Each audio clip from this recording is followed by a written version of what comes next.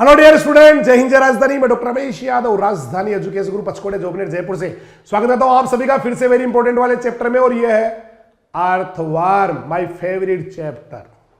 मस्त। और आज तक जितने पाठ पढ़े ना उनमें सबसे सरल है, इतना सरल है कि मैं तो कहूं 5वीं क्लास के विज्ञान के 5वें पाठ में डलवा दो। बच्चे बड़े खुश होंगे और आपको दुआएं देंगे। बोला दीदी और भैया ने ना बहुत अच्छा पाठ डला दिया, भगवान दीदी भैया का भला करे। ये आ गया आपका अर्थवर्म।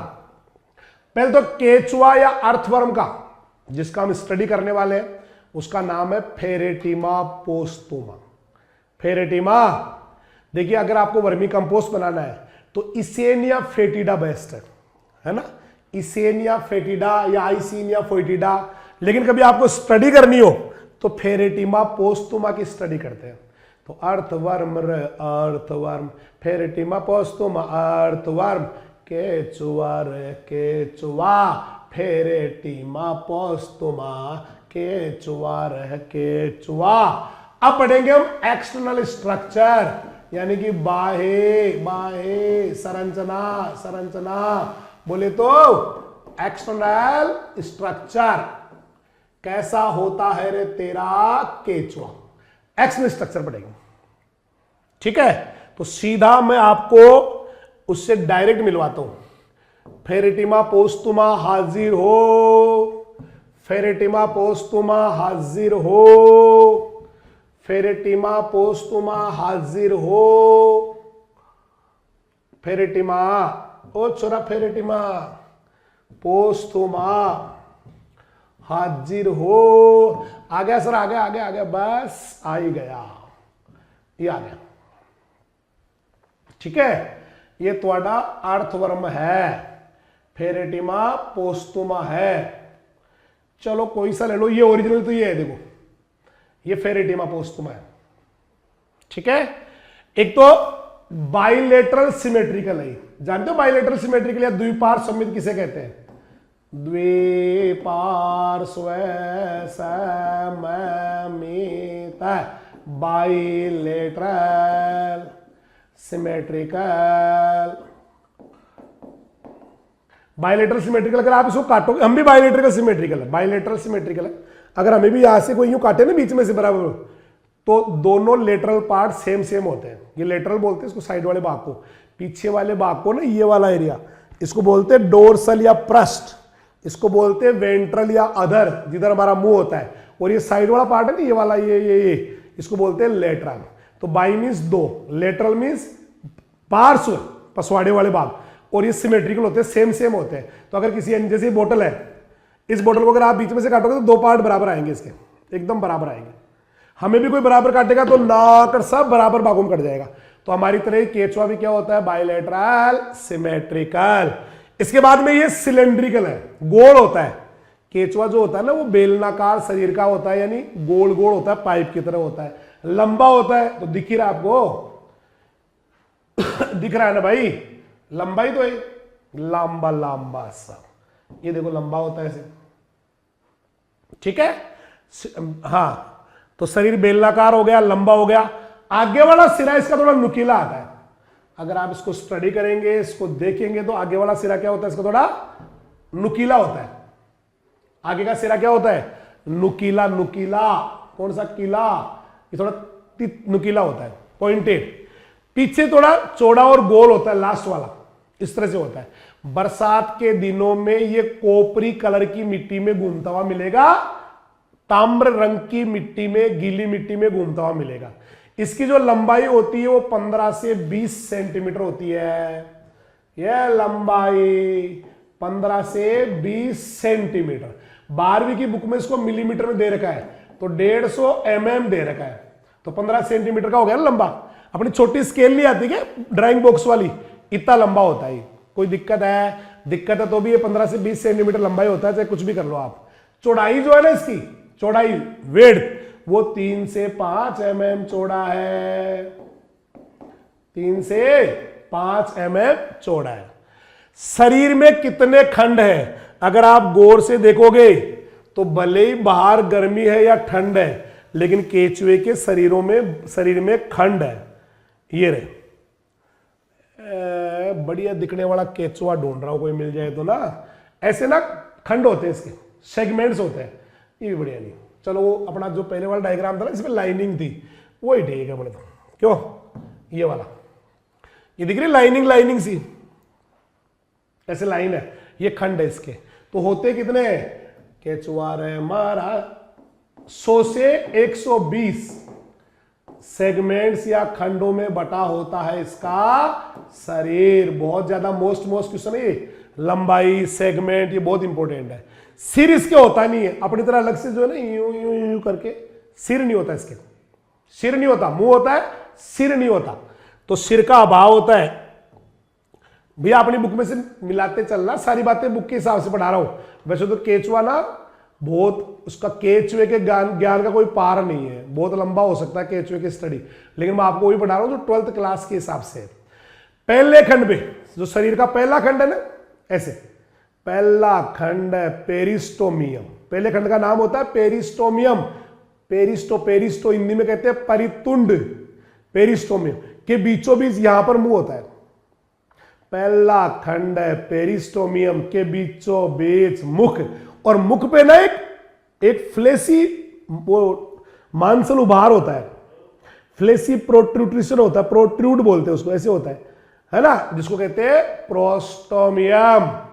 तो शरीर के देखो मुख कहां होता है सर, शरीर के पहले खंड पे, पहला खंड है पेरिस्टोमियम के बीचों बीच मुख। मुख जो होता है वो अर्धचंद्राकार होता है।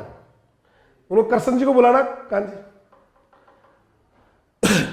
कृष्ण जी को बंद हो लो, स्क्रीन बंद हो ले, है ना, अर्धचंद्राकार होता है।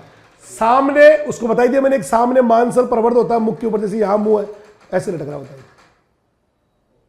इसको बोलते हैं प्रोस्टोमियम। क्या बोलते हैं, प्रोस्टोमियम। समझ में आ रहा है। और पहला खंड कहलाता क्या है, पेरिस्टोमियम। पहला खंड है पेरिस्टोमियम के बीचों बीच मुख और मांसल उभार। अंतिम खंड, ये देखो पहला खंड है, इसका नाम दे रखा है, ये देखो पेरिस्टोमियम लिखा हुआ, अगर आपको दिख रहा हो, नहीं दिख रहा होगा, पेरिस्टोमियम। जैसे पहला सेगमेंट, इसके बीच में मुंह होता है, जैसे यू खंडों में बटा हुआ, तो इस खंड को ही क्या बोलते हैं, पेरिस्टोमियम। परितुंड कहते हैं हिंदी में। इसके बीचों बीच यहां मुंह होता है, मुंह पे एक ऐसी उभार लगा होता है, इसको बोलते हैं प्रोस्टोमियम। प्रोस्टोमियम ऐसे बोलते हैं। कोई दिक्कत है तो भी ऐसे बोलते हैं, ठीक है। लास्ट वाला जो खंड है ना, आखिरी का, जैसे यूं करते करते आप ये बांटते आखिरी सेगमेंट आता है, उसका नाम होता है पाइजिडियम, गुदाखंड। क्या बोलते हैं इसको, पाइजिडियम, या फिर एनल सेगमेंट, गुदाखंड, एनल सेगमेंट, हिंदी में बोले तो पाइजिडियम या गुदीय खंड। पहला खंड है पेरिस्टोमियम, अंतिम खंड है पाइजिडियम या गुदाखंड भी कहते हैं इसको। इसके बीचों बीच गुदा होती है, ठीक है। इसके बीचों बीच क्या होती है, गुदा। यहां पर गुदा हो जाएगी, दरार की तरह होती है, स्लिट टाइप होती है, स्लिट। कोई दिक्कत है, 14, 15, 16 क्लाइटेलम, 14, 15, 16 क्लाइटेलम। अगर आप अर्थवर्म को देखेंगे ना, तो 14, 15, 16 पे एक मोटी पट्टी सी बन जाती है, ये वाली 14, 15, ये देखो यार, ये दिख रहा घेरा, तो ये इसकी कोई शादी की अंगूठी नहीं है। ये 14, 15 और 16 ये खंड आपस में मिलकर एक मोटी पट्टी बन जाती है, जिसको बोलते हैं क्लाइटेलम। 14, 15, 16 clitellum, 14, 15, 16 clitellum, 14, 15, 16 clitellum. इसकी दीवारों में ग्रंथियां होती है, ग्लैंडुलर होती है क्लाइटेलम ग्रंथियां। ये क्या करेगी, कोकून बनाएगी, कोकून बनावे क्लाइटेलम, क्लाइटेलम बनावे कोकून। तो इसके अंदर जो है ना ग्रंथियां होती है बेटा, ग्रंथियां बोले तो ग्लैंड्स, जिससे अपने ऊपर क्या निकालती है, एक लिक्विड निकालेगी, इससे क्या बन जाएगी, इसके ऊपर एक घेरा बन जाएगा पूरा चारों तरफ, जिसको बोलते हैं कोकून। और कोकून, हाँ कोई रस निकालेगी, और कोकून में क्या होते हैं, अंडे भरे होते हैं, है ना। कोकून में क्या भरे हैं भाई, अंडे भरे, अंडे भरे। देखो मैं बताऊं, ऐसे कोकून बनाएगी अपने चारों ओर। जैसे मेरे को एक कागज चाहिए था, ये वाला ऐसे, जैसे मेरा हाथ है ना और यहां पर एक क्लाइटेलम है, तो अपने चारों ओर ऐसे कोकून बना लेंगे, ऐसे कोकून बनाएंगे जिसके अंदर अंडे भरे होंगे, ऐसे कोकून बनाएंगे। फिर धीरे धीरे क्या होगा, ये कोकून से केचुआ ऐसे बाहर आ जाएगा, ऐसे ऐसे निकल जाएगा। इसी में तो अंडे डाल दिए जाएंगे, इसी में अंडे, इसी में स्पर्म, ओवा और स्पर्म इसी में डालते हैं, और इसी के अंदर होता है फर्टिलाइजेशन या निषेचन। आगे डिटेल पढ़ेंगे, फिलहाल अपन जितना उतना ही चलते हैं। समझ में आ गया भाई यहां तक? अब लेते स्पर्मेटिकल पोर। अगर आप ये रहे, अगर आप अर्थवर्म के ना ऐसे चले, मान लेते इधर आगे और है, ऐसे है,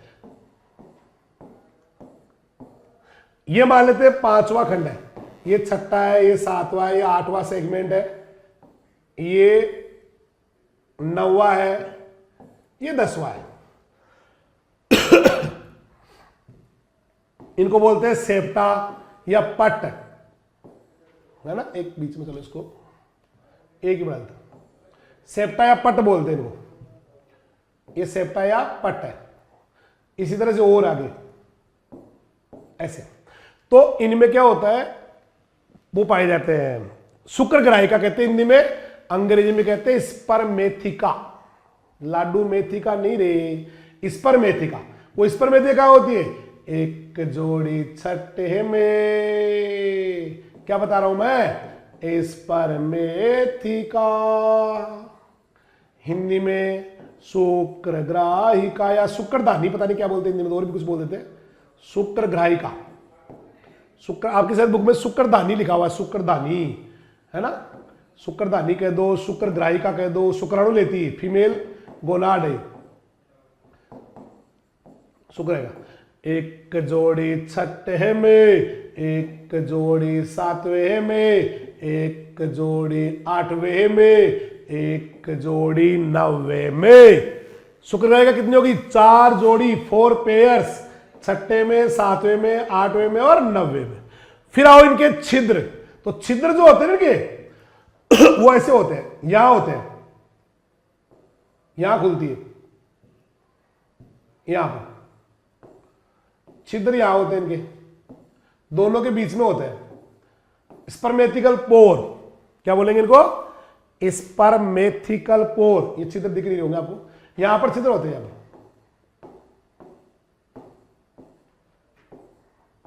तो छिद्र कहां हुए बताओ, देखिए स्पर्मेथिकल पोर कहां हुए, एक जोड़ी 5 और 6 के बीच में छिद्र दो, तो एक जोड़ी 5-6 के बीच, एक जोड़ी 6-7 के बीच, एक जोड़ी 7-8 के बीच, एक जोड़ी 8-9 के बीच। तो शुक्रधानी छिद्र या स्पर्मेथिकल पोर 5वें 6वें के बीच में। चौथा पॉइंट देखो बुक का, 5वें 6वें के बीच में छिद्र की बात है।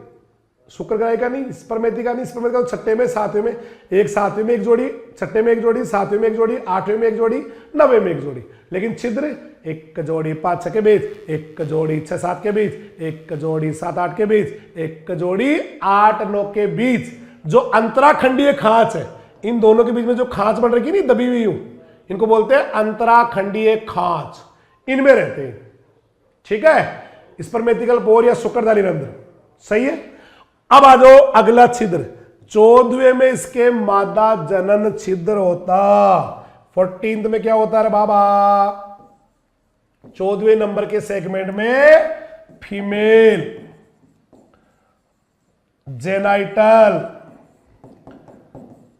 अपर्चर या पोर, फीमेल जेनाइटल अपर्चर, मादा जनन छिद्र, ये 14वें में होता है।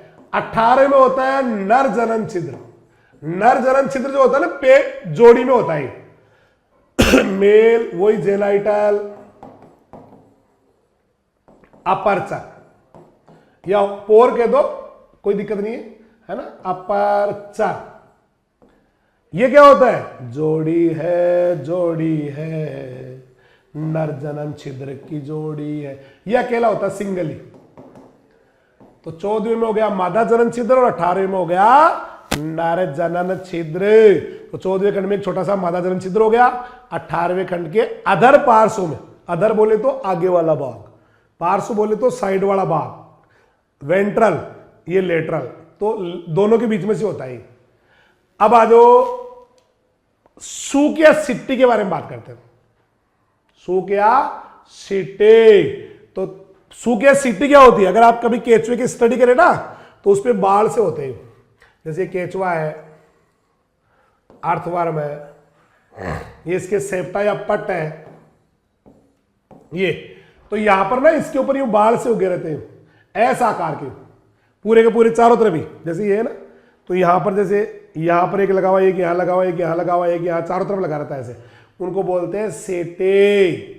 अब होते कहां नहीं, पहले खंड पे सिटी नहीं, सिटी को हिंदी में सूक भी कहते हैं, सूक। पहले खंड पे सूक नहीं, अंतिम खंड पे सूक नहीं, क्लाइटेलम पे सूक नहीं, पहले खंड पे किस पे नहीं होते?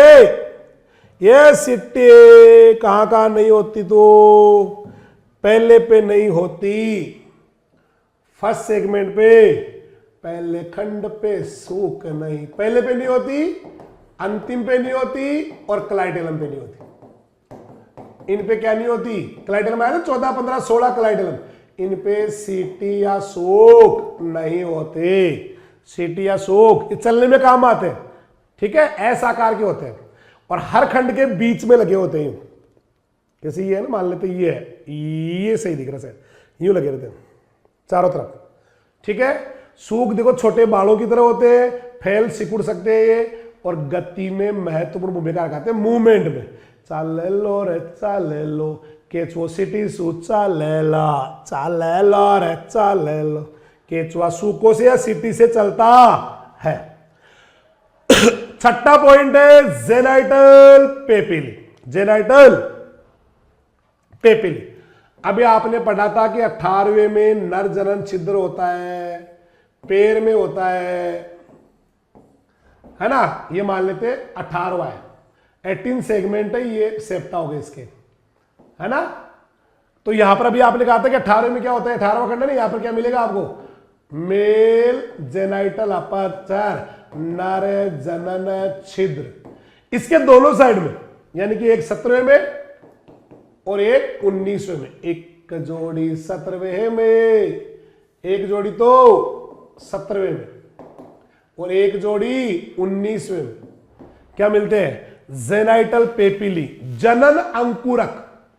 क्या मिलेंगे? एक एक जोड़ी, हिंदी में कहे तो जनन अंकुरक, एक जोड़ी 17वें में, एक जोड़ी 19वें में। क्या मिलेंगे? जनन अंकुरक।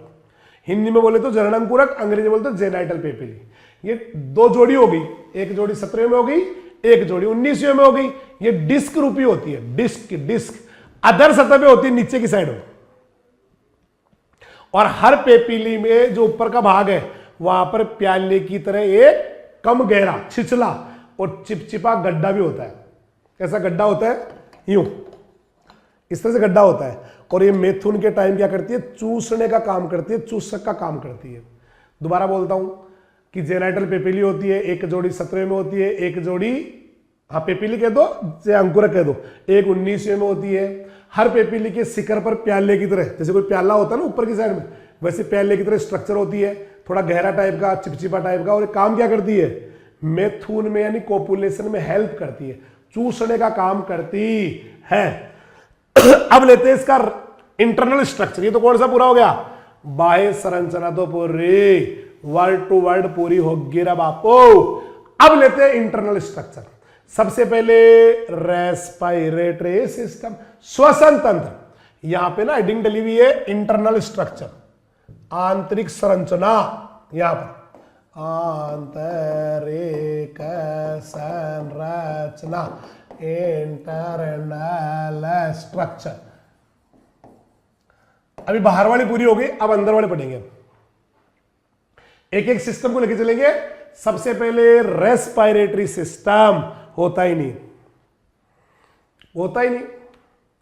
केचुए में श्वसन तंत्र होता ही नहीं है, रेस्पिरेटरी सिस्टम होता ही नहीं है, फिर श्वसन कैसे करता है? नम त्वचा, केचुए में श्वसन, नम त्वचा, मॉइस्ट स्किन, मॉइस्ट गीली गीली चमड़ी से ऑक्सीजन लेता है।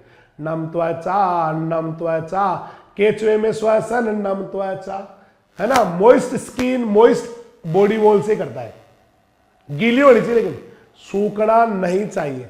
त्वचा सूखी, श्वसन रोकी, केचुआ मरे, खत्म हो जाएगा सूखते ही तो। ठीक है भाई।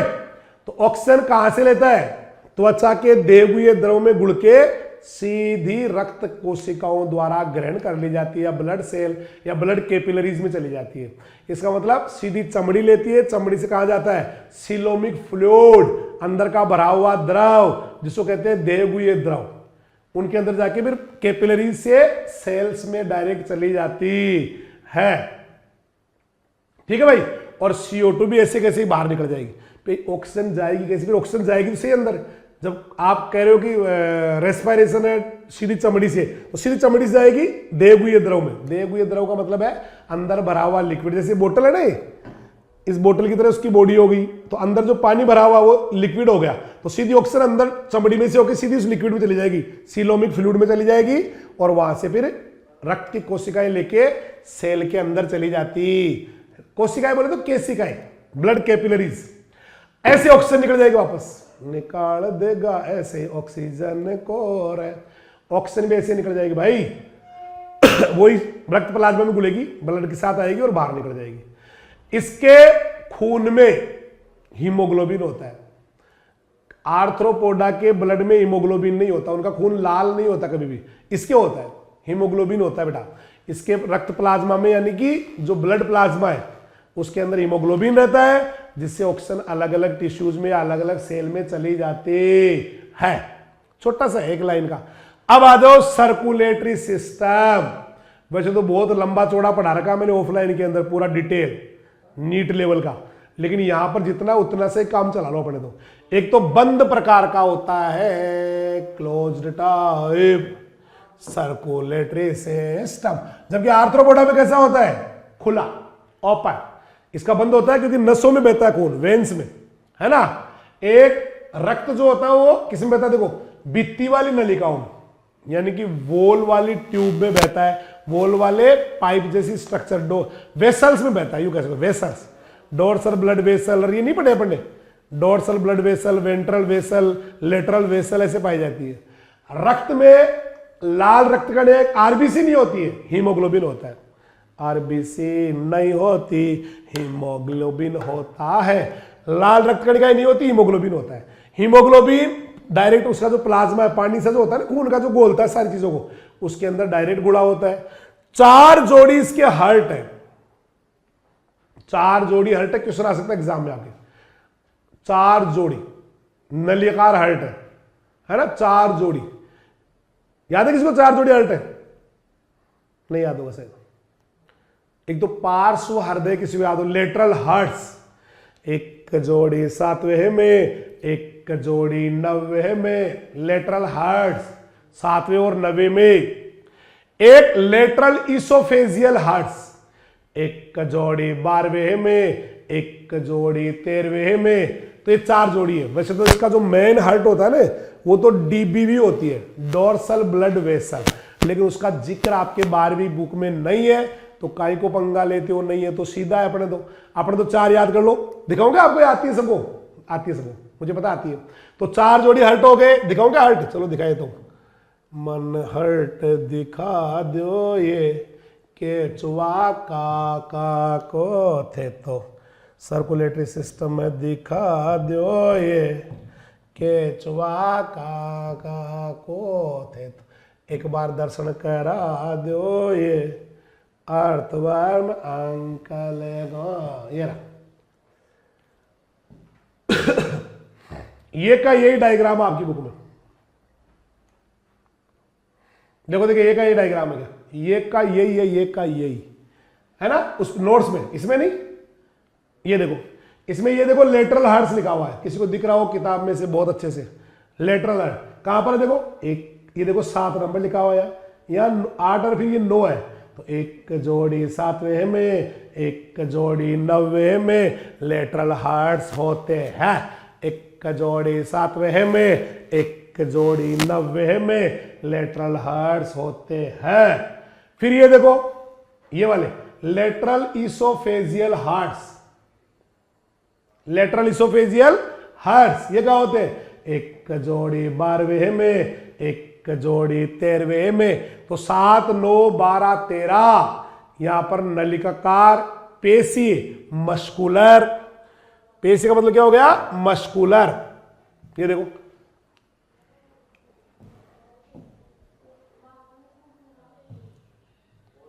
ये देखो ट्यूबुलर हो गए हार्ट, मस्कुलर हो गए, स्पंदनशील हो गए, पल्सिंग करने वाले, छोटे बड़े होने वाले इस तरह से, और वॉल भी होते हैं कपाट युक्त। कपाट बोले तो वॉल, तो कैसे कैसे हो गए?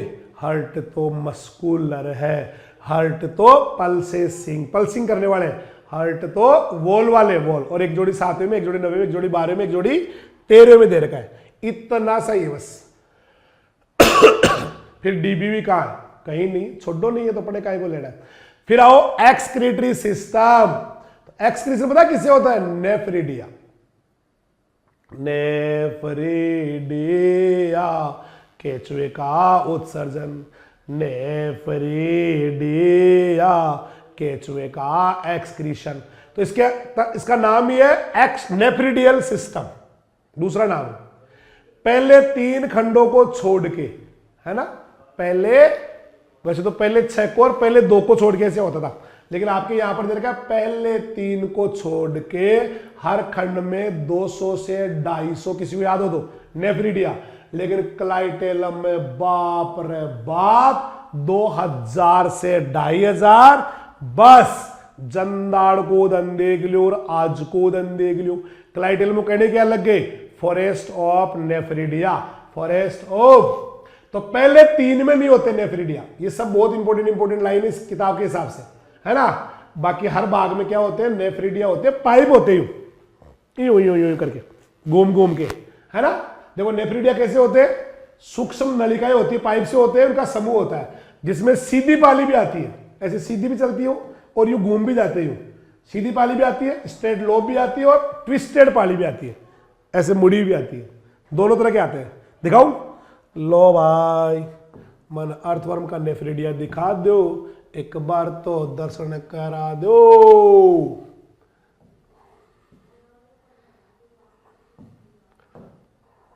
दिखाओ भाई दिखाओ, है ना, ये नेफ्रिडिया।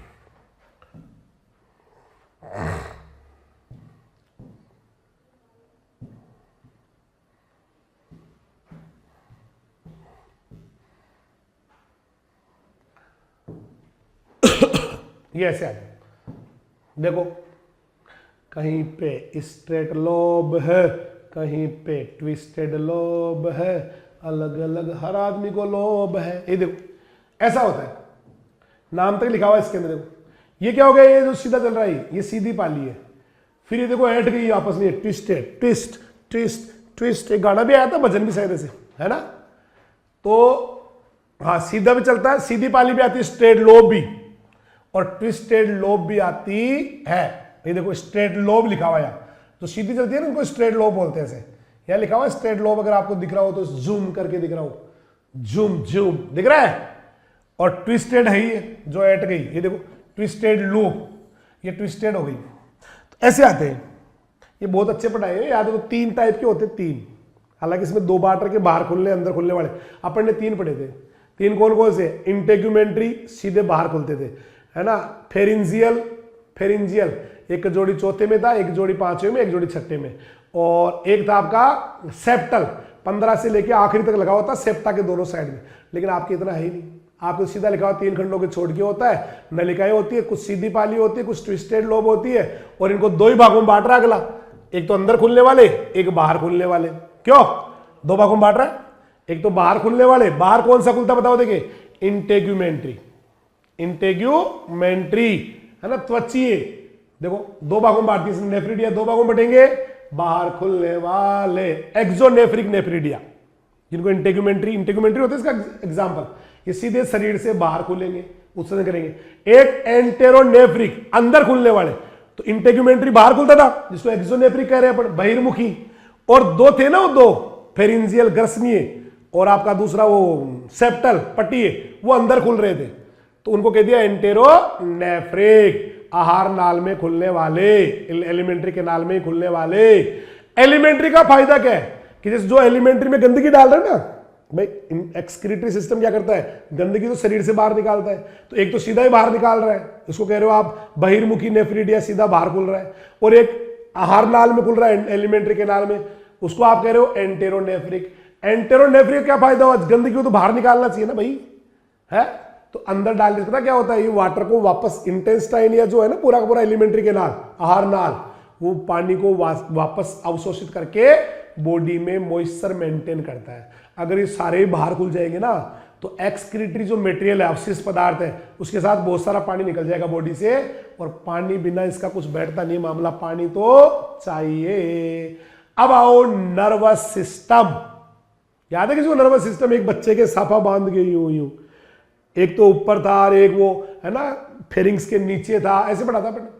तो केचुए में देखो वेल डेवलप, और खंडित का मतलब खंडों में लगा हुआ। खंडित का मतलब वैसे नहीं भाई टुकड़े कटा हुआ, ऐसे नहीं है, ये खंडित का मतलब होता है सेगमेंट में लगा हुआ।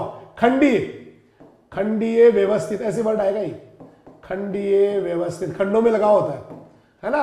तंत्र कैसा होता है, वेल डेवलप्ड, और सेगमेंटेड का मतलब सेगमेंट में लगा हुआ, हर खंड में अलग अलग लगा हुआ, जिसके 3 भाग है, सीएनएस केंद्रीय तंत्रिका तंत्र, central nervous system, PNS peripheral nervous system, सबको आते पटा दो के। और एक है सिंपैथेटिक अनुकंपी, नर्व प्लेक्सस आती है अनुकंपी में, किसी को याद हो तो प्लेक्सस, प्लेक्सस याद है। चलो एक एक को लेते हैं, पहले लेते हैं अपने CNS, central nervous system, central nervous system, ध्यान है किसी को। एक तो यहां आता था, यार एक नर्व का जो गेंगलिया था ना, गुच्छा, वो यहां आता था, है ना, उसको कहते थे या तो सुपरा फेरिंजियल, इसमें फेरिंजियल बोलते थे, सुपरा फेरिंजियल, या एक और वर्ड था उसके लिए, वो ब्रेन के लिए आता था ना वर्ड, एक वर्ड और था, चले और आ जाएगा, भी याद आ जाएगा। तो एक तो ऊपर लग गया, एक नीचे लगता था उसके, ग्रसनी के नीचे, फेरिंग्स के नीचे, वो सब फेरिंजियल था। एक उनको कनेक्ट करने वाली थी, जाना किसी जो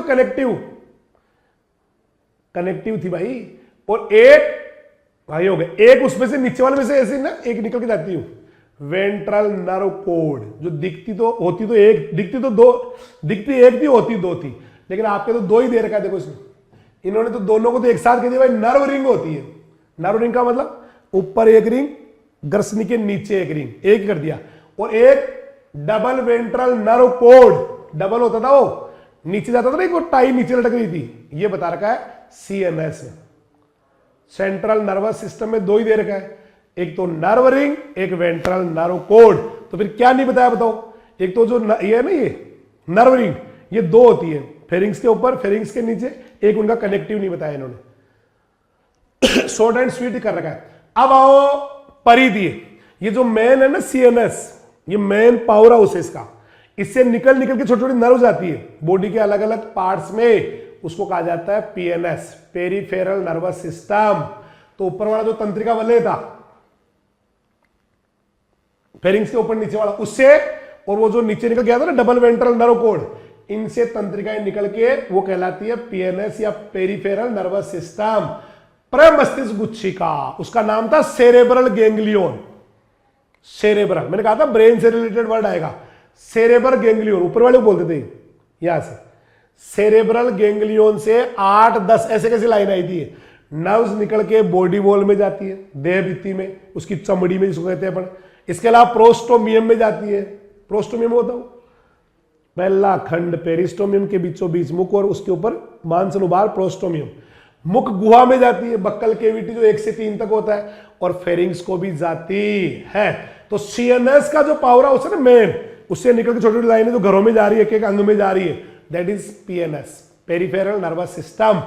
तो रिंग से, नीचे वाली से, अधरी रज्जु से, है ना, इनसे निकल के जाती है। उसमें तो ये तक आया था कि जो ये नीचे वाला जाता है ना वेंट्रल नर्व कोड, वो हर खंड में सेगमेंटल गैंग्लियन बढ़ाता है, खंडीय गुच्छक। इतना आपके दे ही नहीं रखा उस लेवल का, आपने उससे भी आगे के लेवल का पढ़ रखा भाई। सिंपल सिंपल दे रखा है इसको। संवेदी और प्रेरक दोनों प्रकार के तंतु होते हैं, संवेदनाओं को लेने वाले, संवेदनाओं को पहुंचाने वाले, है ना, सेंसरी सेंस करने वाले, और उसको है ना इंडक्शन करने वाले, प्रेरक फैलाने वाले आगे, दोनों तरह के वो तो होते ही, दोनों ही होते हैं। एक तो पता लगाता है कि क्या हो रहा है, जैसे आपको ठंडा लगा तो एक तो ठंडा लगाने पता लगाएगा और दूसरा उसकी सूचना भेजेगा। जो पता लगा रहा है वो संवेदी तंतु है, सेंसरी टिश्यू है, सेंसरी फाइबर है, और जो ले जा रहा है वो इंडक्शन फाइबर है, प्रेरक।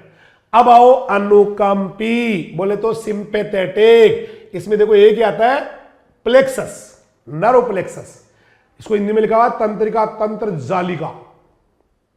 ये मांसपेशियों के अंदर और आहार नाल में फैला रहता है। अब आ गया रिप्रोडक्शन।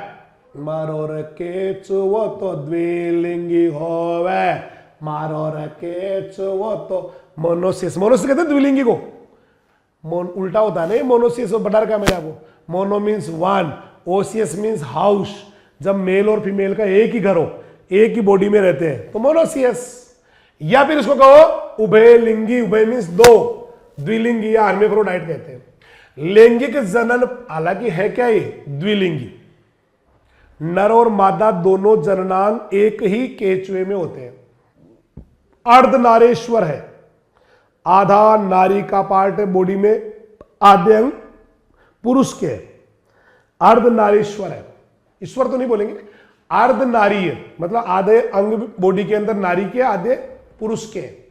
ठीक है, फिर भी ये स्व निषेचन या सेल्फ फर्टिलाइजेशन नहीं करता, हमेशा क्या करता है, सेक्सुअल रिप्रोडक्शन करता है, लैंगिक जनन करता है। क्यों? क्योंकि प्रोटो एंड्री होता है। मारो रके चुवो तो प्रोटो एंड्री निकलो, मारो रके चुवो तो प्रोटो एंड्री निकलो। नरजननांग पहले पकड़ सोनियो, नरजननांग पहले पक जाते हैं, मेल पार्ट जो है ना पहले ग्रो हो जाता है, पहले मेच्योर हो जाता है। आता है, सबको आता है, आता है बेटा। केचुआ द्विलिंगी होता है, फिर भी स्व निषेचन या सेल्फिंग नहीं करता है, खुद नहीं करता, भाई खुदा खुद ही निषेचन कर ले। हमेशा दो केचुए आपस में मैथुन करेंगे, कॉपुलेशन मेटिंग करेंगे, फिर एक दूसरे को स्पर्म देंगे, लेंगे, उसके बाद ही होगा। ऐसा क्यों होता है? क्योंकि प्रोटो एंड्री कंडीशन होती है इसमें। ये लिखा ना, प्रो कहीं लिखा होगा, देखो ये पुरुषता पाई जाती है। नर जन्नांग पहले पकते हैं, मादा जन्नांग बाद में पकते हैं। देखो, अर्थात मेल गोनाड्स का डेवलपमेंट फीमेल गोनाड से पहले हो जाता।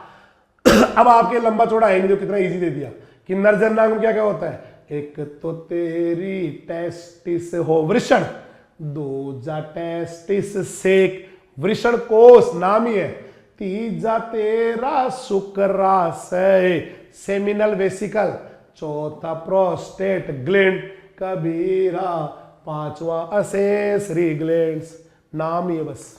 टेस्टिस सेक है ना, शुक्राशय सेमिनल वेसिकल, प्रोस्टेट ग्रंथि, प्रोस्टेट नहीं थी वो बड़ी सी ग्रंथि होती है ना, 20, 21, 16, 17 तक फैली रहती, बड़ी सी रुई के गुच्छे से थे, वो भी होती है ना। और साय ग्रंथियां कहाँ खुलती है बताओ? देखिए, ये जेनाइटल पेपिली से बाहर खुलती है ना। अब आओ फीमेल गोनाड्स में क्या क्या आता है।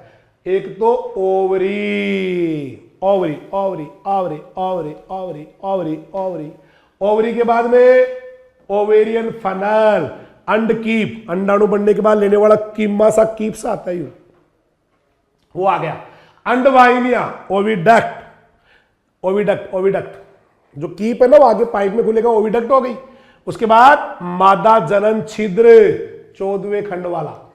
इसके अलावा शुक्र ग्राहिका, एक जोड़ी 6ठे में, एक जोड़ी 7वें में, 8वें में, 9वें में होती है। लेकिन छिद्र क्या होते हैं उनके? एक जोड़ी 5-6 के बीच, एक जोड़ी 6-7 के बीच, एक जोड़ी 7-8 के बीच, एक जोड़ी 8-9 के बीच, ऐसे था। अब ये मैथुन कैसे करते हैं, कोपुलेशन कैसे करते हैं? तो एक तो जमीन के अंदर करते हैं, बरसात के मौसम में करते हैं, शांत रात्रि में करते हैं। देखो ये शर्तें हैं कि कोपुलेशन या मैथुन क्रिया जमीन के अंदर करते हैं, बरसात की नमी में करते हैं, शांत रात्रि में करते हैं, 1 घंटे तक मीटिंग या कॉपुलेशन करते हैं। जिसमें 2 केचुए क्या करेंगे, चलो मैं आपको थोड़ा सा उधर समझा देता हूं। ऐसे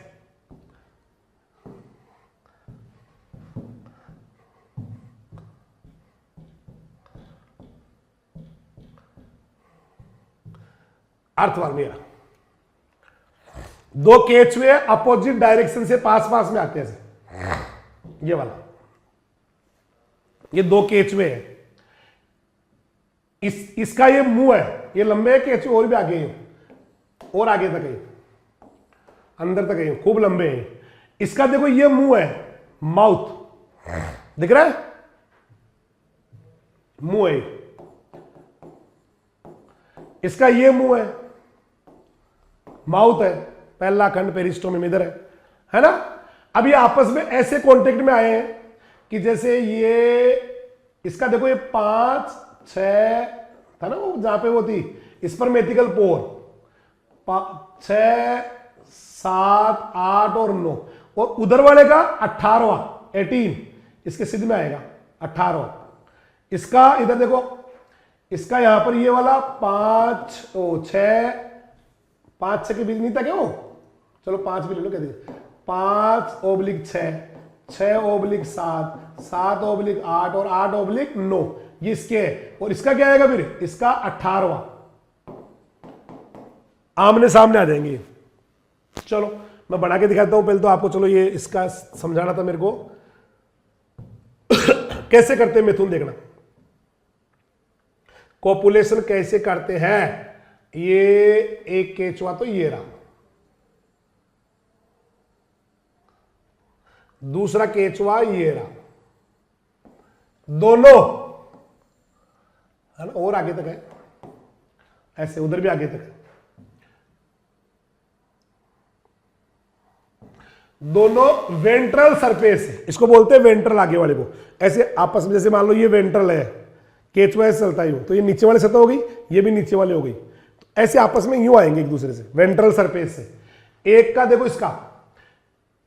इसका यहां पर है 5 6 वाला खंड, ये वाले, इसका 5 6 और उसका कौन सा आ जाएगा इसके सामने 18वां, जिसमें नर जनन छिद्र है। इसका यहां पर 18वां, इधर वाले का बोले तो मेल पोर, और इधर कौन होगी स्पर्मेटिकल पोर, शुक्र ग्राहिका छिद्र जो थे ना 5 6 के बीच, अभी पढ़ा था अपने, शुक्रदानी इसकी 12वीं के हिसाब से छिद्र, स्पर्मेटिकल पोर। इसके ये कौन हो गए इधर वाले, यहां पर 5 6 6 7 7 8 8 9, ये कौन हो गए स्पर्मेटिकल पोर।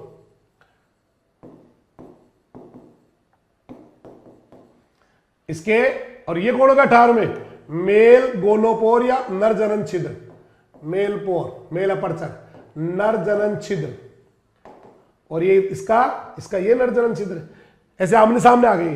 देखो अब क्या करेंगे, ये वाला है ना, ये वाला इसका जो मेल 18वां, वो अपने स्पर्म इसके शुक्र ग्राहिका में डाल देगा, इसके स्पर्मेटिकल पोर में डाल देगा ये, मतलब अपन, क्योंकि ये प्रोटोएंड्री है, अभी स्पर्म तो बन गए लेकिन ओवा तैयार नहीं है लेने के लिए, है ना। फिर ये वाला क्या करेगा, ये भी इसके अंदर डाल देगा, यानी अपने स्पर्म लेता भी है, अपने दूसरे के स्पर्म लेता है, खुद के स्पर्म दूसरे को देता है, ऐसे करेंगे ये। देखो देखो ऐसे लिखा के आपकी बुक में पढ़ो कि लिखा देखो, 2 केचुए अधर सतह से इस प्रकार मिलते हैं, पढ़ के देखो लाइन टू लाइन, उनके सिरे एक दूसरे के विपरीत दिशा में आते हैं, और दोनों केचुए के नर जनन छिद्र से दूसरा केचुआ, एक केचुए का नर जनन छिद्र मेल गोनोपोर 18वां खंड, दूसरे के शुक्र ग्राहिका छिद्र यानी कि स्पर्मेटिकल पोर आमने सामने आ गए। नर जनन छिद्र ऊपर के बाहर निकल के आएगा, वो पेपिला निकल के आएगी, और पेपिला में होते हैं स्पर्मेटिक फ्लूइड, शुक्र द्रव। स्पर्मेटिक फ्लूइड क्यों कहते हैं, क्योंकि स्पर्म के साथ लिक्विड ही मिला होता है, प्रोस्टेट ग्लैंड का, इनका वो डाल दिया, पहले स्पर्मेटिक फ्लूइड मिला फिर प्रोस्टेट फ्लूइड मिला दिया, और दोनों ने एक दूसरे का मतलब दिया भी अगले का लिया भी, और दोनों केचुए अलग अलग हो जाते हैं। कितने बच्चों के समझ में आते हैं, हाथ ऊपर करे।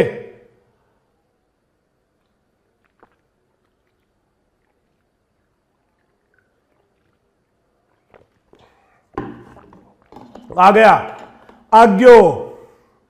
अब दोनों अलग अलग हो जाएंगे, दोनों क्या होंगे, दूर दूर हो जाएंगे, अलग अलग हो जाएंगे। ये अलग अलग हो जाएंगे, ये अलग हो जाएगा, अपना चला जाएगा, ये अपना चला जाएगा। इनका काम था केवल स्पर्म को ट्रांसफर करना, कर लिया। फिर क्या होगा देखो, फिर वो क्लाइटेलम याद करो जरा, 14 15 16 है क्लाइटेलम। वो क्लाइटेलम क्या करेगी, जैसे यहां पर है क्लाइटेलम, यहां पर क्लाइटेलम है ना बेटा, उस क्लाइटेलम, अब वो क्लाइटेलम क्या करेगी, अपने ऊपर एक लिक्विड निकालेगी और एक कोकून बन जाएगा। जैसे पेन के ऊपर रबर चढ़ा हुआ नहीं आता आगे पेन पे, सेलो के पेन पे, इन पे ऐसे एक वो सूख के हार्ड बन जाएगा वो लिक्विड, वो तरल पदार्थ क्या होगा, हार्ड हो जाएगा, उसी को कोकून कहते हैं। देखो ऐसे ऐसे कोकून बन जाएगा, ऐसा। कहां बना सर, 14 15 16 पे बन गया, क्लाइटेलम बना ना। अब जैसे ही थोड़ा सा केचुआ ऐसे किसका,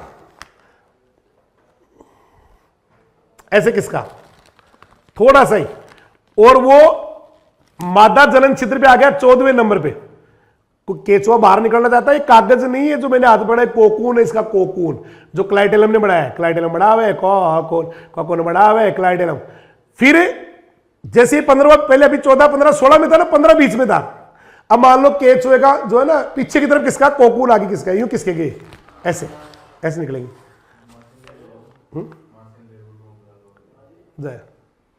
है ना। तो जैसे ही एक खंड किसके का, तो 13 14 15 पे आ जाएगा नहीं, 14 15 16 बना ना क्लाइटेलम में, 13 14 15 पे आ गया। तो वहां से 14वें नंबर से ओवा डल जाएंगे, ओवा अंडाणु।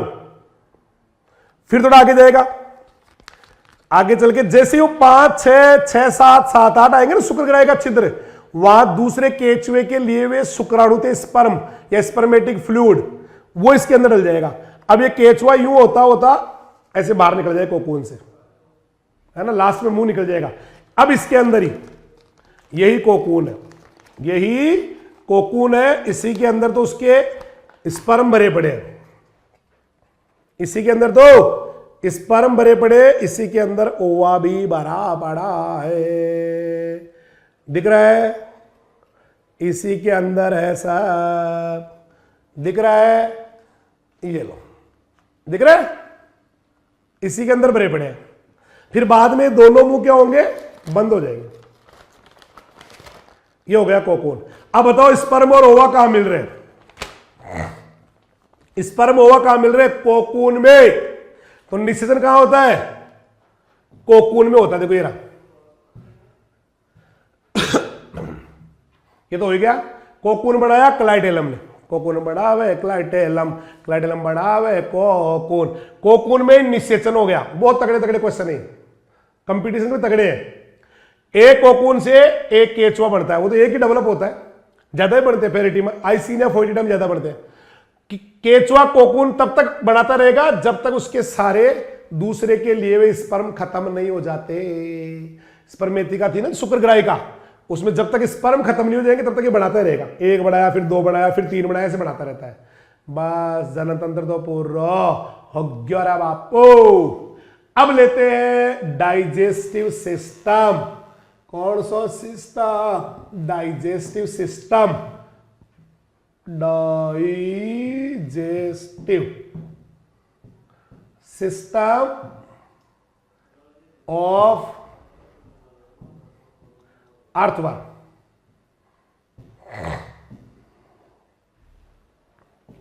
अर्थवर्म मुझे पता है सबको आता है वैसे तो तगड़े तरीके से। सूरज को दिया दिखाने का धंधा कर रहा हूं रे आजकल। ये भाई मैं तो सूरज ने दिखाऊं, दियो दियो, यही दिखाता हूं, ये बताता हूं आपको ना। साफ दिख रहा है, इसमें क्या बड़ा छोटा नहीं होता। चले कोई नहीं, पहले तो मैं आपको बता दूं कहां कहां क्या होता है।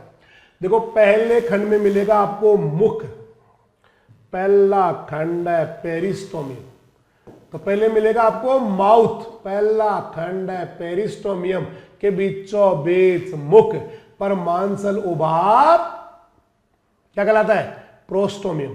फिर आ गया मुख गुहा, बक्कल केविटी, वो 1 से लेके 3 पे मिलेगी, 1 से 3। फिर 4 पे मिलेगी आपको ग्रसनी, बक्कल केविटी को मुख गुहा कहते हैं, बक्कल केविटी क्या बोलेंगे, मुख गुहा। और ये आपका हो गया मुख एक पे। फिर आ गई ग्रसनी फेरिंग्स चौथे में, फेरिंग्स आ गई चौथे में। फिर आ गई 5, 6, 7, इस पे आएगी ग्रसिका ईसोफेगस, या तो नालिस है, ये एक पाइप होती है और ग्रसनी को और गिजार्ड को जोड़ती है। फिर 8 नंबर पे आ गया पेसणी, पेसणी या गिजार्ड, पेसणी रे पेसणी, पीसणो रे पीसणो। फिर 9 से लेके 14 तक आमाशय या स्टोमक, आमाशय 9 से 14 आमाशय, आमाशय रे आमाशय। फिर 15 से लेकर आखिरी, 15 से लेकर आखिरी आतड़ी रे आतड़ी, 15 से लेकर आखिरी आतड़ी रे आतड़ी, 15 से लेकर आखिरी आतड़ी रे आतड़ी। ऐसा चलता है। ये सारे के सारे ऐसे के सेगमेंट आने चाहिए आपको कि पहले पे माउथ या मुख होता है, 1 से 3 पे बक्कल केविटी या मुख गुहा होती है, 4 पे ग्रसनी होती है, 5, 6, 7 ये ग्रसिका ईसोफेगस होती है, 8 पे पेसणी या गिजार्ड होती है, 9 से 14 आमाशय, आमाशय रे आमाशय, 15 से लेकर आखिरी आतड़ी रे इंटेंस्टाइन। आंतड़ी क्या होती है? इंटेंस्टाइन, इंग्लिश मीडियम के बच्चों के लिए ऐसे होता है। हो गया भाई। अब यहां से देखो, मैं कोशिश करता हूं भाई दिख जाए यहीं से आपको, लेकिन ये मुझे लग रहा है दिख नहीं रहा आपको, बढ़िया नहीं दिख रहा है। चलो ऐसे बताता हूं। सबसे पहले मुख, आप अपनी बुक में देख जाओ। सबसे पहले मुख है, पहले खंड पे होता है। पहले भी बात हुई थी, अर्धचंद्राकार होता है, हाफ मून अपीयरेंस पोर होता है, आधा चंद्रमा की तरह होता है ना। और पहले खंड में होता है, उसको बोलते क्या है? पेरिस्टोमियम। और भोजन यहीं से मुख से ही जाता है, मुख से ही फूड अंदर जाता है। और देखोगे वो बड़ा एक ये है, लेकिन ये भी ये सही दिख रहा है क्या? ये दिख रहे, नंबर नहीं दिख रहे होंगे आपको ना। मुख से आता है। फिर आओ बक्कल केविटी। बक्कल केविटी 1 से लेकर, जैसे अपने नहीं होता ये जीभ है जिसमें, ये बक्कल केविटी है, मुख गुहा। मुख गुहा 1 से 3 तक होती है। इसके अंदर ना फोल्ड होते हैं अंदर ही, चमड़ी जो है ना ऐसे, जैसे जा रही है, फिर ये मुड़ के आ गई, फिर जा रही, फिर मुड़ के आगे, ऐसे है ना। और ये बाहर भी आ सकती है, प्रोट्रूडेड होती है बेटा, ये बाहर आती है कचरे को लेके, फिर अंदर चली जाती है। जैसे अपना मुंह भी उथल के बाहर आ जाए, ऐसे आती है। कौन? मुख गुहा। पहले आपने किसके बारे में बताया? सर हमने मुख के बारे में बताया। क्या बताया? बोला ये पेरिस्टोमियम पे होता है, पहला खंड पेरिस्टोमियम के बीचों बीच मुख है ना। माउथ के बारे में बताया। अभी क्या बता रहे हो आप? 2 सर मुख गुहा, मुख गुहा, बक्कल केविटी, ये 1 से 3 पे होती है, ये 1 पे होती है, 1 से 3 खंड में, और वो 1 पे होती है। मुख गुहा के बारे में क्या होता है? सर लॉन्गिट्यूडिनल फोल्ड होते हैं, अंदर ना चमड़ी घूमी घूमी रहती है। और मुख गुहा भोजन को ग्रहण करते हुए बाहर आ जाती है, बाहर आई, कचरे को पकड़ा, फिर अंदर चली जाती है, लिखा है इसमें देखो आप। और भोजन अब जाएगा सीधा ही 4 नंबर वाली ग्रसनी के अंदर। अब आ गई ग्रसनी, कौन सी नी? 4 नंबर पे कौन है? ग्रसनी, फेरिंग्स। तो फूड आ गया फेरिंग्स पे। फेरिंग्स क्या होती है? इसकी छोटी बड़ी हो सकती है, थैले जैसी आती है ना। तो चौथे खंड में होती है, कनेक्टिव टिश्यू और मसल फाइबर का जाल सा होता है, थैला सा होता है। कौन कौन बोला? संयोजी ऊतक, पेशी तंतु, संयोजी ऊतक। इंग्लिश में बोले तो connective tissue, muscle fibre, connective tissue, इनका जाल सा होता है। इसी ग्रसनी में लार ग्रंथियां भी होती है, सेलिवरी ग्लैंड भी होती है, लार ग्रंथियां, जिनसे लार मिल जाती है भोजन के अंदर। लार में क्या क्या होता है? एक तो म्यूकस होता है, श्लेष्मा म्यूकस, और प्रोटीन तोड़ने वाला एंजाइम होता है, प्रोटियोलाइटिक एंजाइम, प्रोटीन तोड़ने वाला एंजाइम।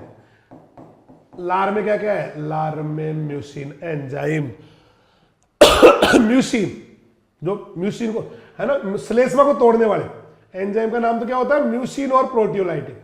मान लो आप mucin enzyme, proteolytic enzyme.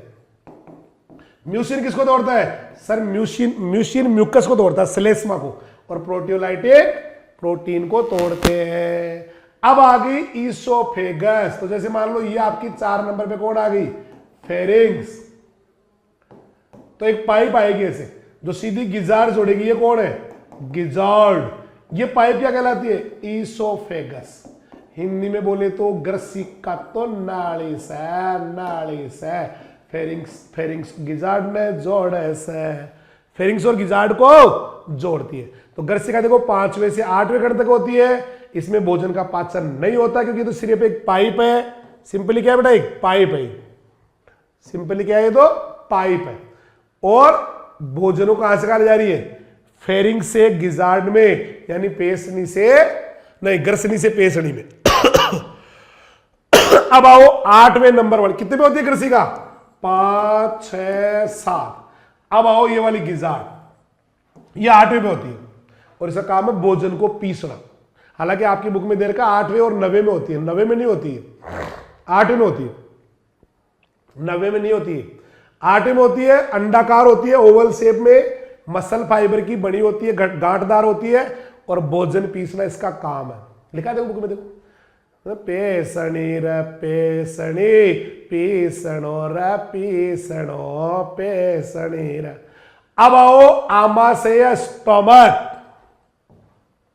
आमाशय stomach, आमाशय ये 9 से 14 तक होता है। आमाशय स्टोमक कहां होता है? 9 से लेके 14 तक होता है। देखो पहले इसका मुख आ गया, मुख से मुखगु आ गई, मुख 1 पे आ गया माउथ, ये 1 से 3 आ गई बक्कल केविटी, फिर ये 4 पे आ गई फेरिंग्स जिसके अंदर लार ग्रंथियां भी थी, म्यूसिन और प्रोटियोलाइटिक एंजाइम थे। फिर ये पाइप आ गया, ये 4 पे आ गई ना, फिर 5, 6 और 7 इस पे पाइप आ गया ईसोफेगस। फिर अब आमा से चालू हो गया 9 से लेके 14 तक, ये आमा से चलेगा यहां। अच्छा वो एक बार रहेगी ना, सॉरी एक रहेगी। इसके बाद में गिजार्ड 8वें में आ गई। फिर उसके बाद चालू हो गया आपका ये आमा से 9 to 14 तक होता है। आमा से स्टोमक 9 से 14 आमा से। तो पेसने के बाद में, ये पेसने ना गिजार्ड, इसके ठीक बाद में आमा से चालू हो गया, स्टोमक चालू हो गया, है ना। तो पेसने के बाद जो छोटी नली होती है, संकरी नली होती है 9 से 14 तक, उसी को आमाशय कहते हैं। इसके अंदर ना अनेक फोल्ड होते हैं आमाशय में। फोल्ड जानते हो? जैसे पाइप, वो कोई झिल्ली है और यूं मुड़ गई, यूं मुड़ गई, फोल्ड बन गए इसके। जैसे बिस्तर को अपन फोल्ड कर देते ना, ऐसे मोड़ के, ऐसे फोल्ड होते हैं। और सबसे मेन है इसमें कैल्सीफेरस ग्लैंड्स भी होती है, कैल्सीफेरस ग्रंथियां। पता क्या करती है कैल्सीफेरस ग्रंथियां? अगर फूड में कोई एसिडिक कैल्शियम आ गया, एसिडिक कैल्शियम, तो उसको न्यूट्रल कर देगी ये। फूड में अगर एसिडिक कैल्शियम आ गया तो उसको क्या कर देगी? न्यूट्रल कर देगी ये, और बढ़ा देगी कैल्सिटी, कैल्सिटी बढ़ा देगी, है ना, उदासीन कर देगी। जैसे कोई एसिडिक कैल्शियम आ गया या कोई ह्यूमिक एसिडिटी कोई सी भी हो, चाहे ह्यूमिक एसिड आ गया उमस वाला, तो उसको क्या कर देगी? न्यूट्रल कर देगी, न्यूट्रल, और बढ़ा देगी उसका कैल्सिटी। किसी को याद हो तो पढ़ा रखा मैंने। आमाशय में कैल्सीफेरस ग्रंथियां होती है जो भोजन में ह्यूमिक एसिड को न्यूट्रल कर देती है या उदासीन कर देती है। अब क्या चालू होगी बताओ? अब बोलो भाई। इंटेस्टाइन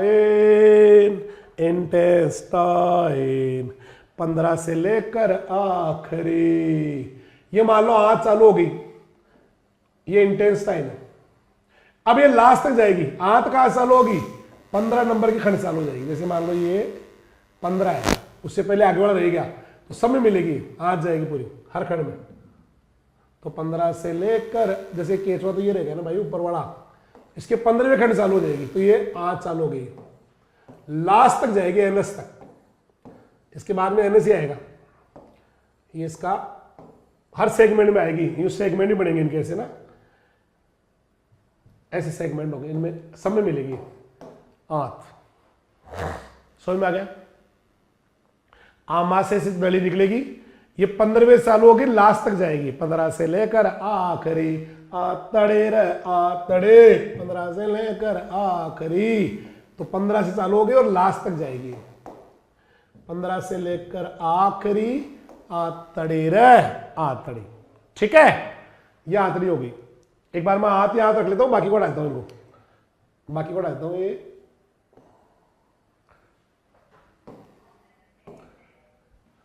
ये हाथ रहेगी। इस आंत में क्या होता है, बड़ा कमाल की चीज है आंत में यूं सारी में नहीं, 15 से 26 तक तो कोई छोटे मोटे विलाई वगैरह मिलेंगे थोड़ा उबार से, लेकिन जैसे ही 27वां आएगा ना, 27वां, वहां पर ये ऐसे ना एक अंदर की तरफ ऐसे जोड़ मिलता है, जोड़ ऐसे ऊपर से लटकता है, पूरी आंत में नहीं, बीच बीच की आंत मान लो आप एक तरह से। मैं बताऊंगा अभी कहां से कहां लटकेगा। ऐसे लटकता है ऊपर से, इसके अंदर देखो लटकता हुआ कुछ दिख रहा है क्या आपको? तो दिख रहा है ना यार, नहीं दिख रहा? ये लटकता हुआ नहीं दिख रहा? इसको मैंने पकड़ रखा अंगुली से, अब देखो दिख रहा है ये वाला, ऐसे टिप्लोसोल होता है, पूरी में नहीं, नहीं नहीं पूरी में नहीं। जैसे 15 से लेके 25 तक, 26 तक है ना, 15 से 26 तक तो नॉर्मल आंत रहेगी, 15 से 26 की आंत तो नॉर्मल है। इसमें ना कुछ छोटे मोटे विलाई मिल सकते हैं, विलाई जानते हो, ऐसे रसांकुरी छोटे छोटे मिल सकते हैं ऐसे, है ना, इसी की मिलेंगे चमड़ी की, इसलिए कलर वही रखना पड़ेगा अपने को लाल। ऐसे विलाई हो सकते हैं, विलाई जानते हो, माइक्रो विलाई पढ़ाए थे मैंने, माइक्रो एनिमल सेल के अंदर होते हैं, एब्जॉर्प्शन का सरफेस बढ़ा देते हैं, जैसे वो बम्बोड़ो नहीं होते ऐसे, है ना, ज्यादा लगता है वो फेयर एंड लवली लगाने पे यूं लगानी पड़ती है ऐसे ऐसे करके, है ना, ऐसे विलाई होते हैं। और काम क्या है इनका? भोजन का एब्जॉर्ब करना। कहां तक विलाई है? जहां तक ये 26 से लेगा वहां तक ऐसे उबार हो सकते हैं बस, है ना। तो 15 से 26 तक होता है। आंतरिक भित्ति जो होती है ना, इंटरनल वॉल, उसमें छोटे छोटे रसांकुर या विलाई होते हैं और ये भोजन का एब्जॉर्ब करते हैं। ठीक है। एक 26वें खंड से निकलती है इंटेस्टाइनल सीका, है ना, इंटेस्टाइनल सीका।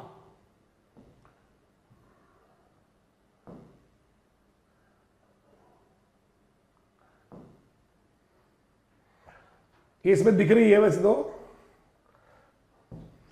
ये देखो, ये तो दिख रहा है ना आपको, ये पीला पीला सा एक्स्ट्रा सा यूं निकल रहा है, ये देखो, जैसे यूं है यूं, तो इसमें से कुछ ऐसे निकल रहा है, देखो यूं करके निकलता जा रहा है, ये निकल रहा है, ये दोनों देखो, ये इसको बोलते हैं इंटेस्टाइनल सीका। ये 26वें से निकलते, देखो 25-26 के आसपास तो निकल रहे हैं, और कहां तक जाते हैं पता है? 22, 23 या 20, 21 तक चले जाते हैं। तो ये जो है ना, देखो ये मैं बढ़ाऊं आपको, जैसे इसको आप, ये है, ये तो इंटेस्टाइन है, ये इंटेस्टाइन है पूरी पूरी, लेकिन ये क्या निकल गया? ये अंगूठे से, इनको बोलते हैं इंटेस्टाइनल सीका। ये तो ये निकलते तो कहां से है? लगभग ये मान लो कि 26वें से 25-26 के आसपास निकलते हैं। जैसे ये निकलेंगे ना, तो ये कौन से खंड से निकलेंगे? ये खंड है जैसे, तो ये निकले कहां से? 26वें से तो निकले ऐसे, और जाएंगे कहां तक? ये हाँ 26वें से निकले और 22-23 तक चले जाते हैं।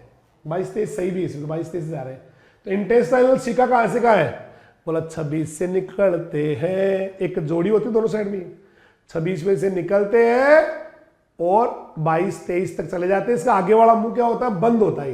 ये जो है ना आगे वाला मुंह, ये क्लोज है, खुला नहीं है, कोई छेद नहीं है इसमें, क्लोज माउथ है इसका।